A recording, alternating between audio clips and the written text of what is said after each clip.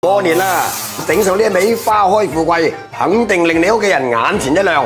三種味道一次滿足，真係神奇得嚟又美味。嗱嗱聲幫我點個讚，一齊花開富貴啦！做清蒸魚一定要用新鮮嘅魚嚟整嘅，如果唔係啲肉就唔夠滑噶啦。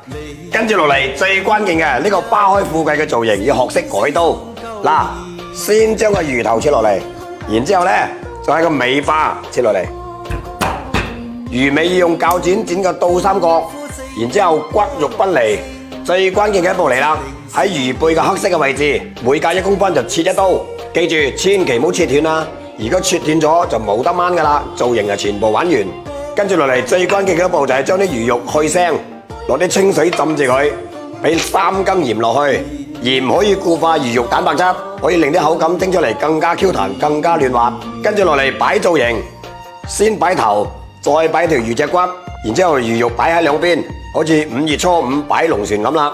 最後擺上尾巴，再擺翻啲薑絲落去，水滾落鑊蒸嘅4分鐘就搞掂晒噶啦。記住，千祈唔好蒸咁耐。骨肉分離之後呢，3、4分鐘就乜都熟晒。跟住落嚟擺上三絲，跟住擺翻啲紅椒圈點綴下。預示新嘅一年大展宏圖啊！跟住用啲滾油一爆，哇，香到不得了！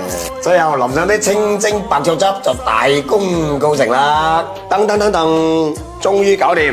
哇，一個花開富貴嘅造型就已經出晒嚟啦！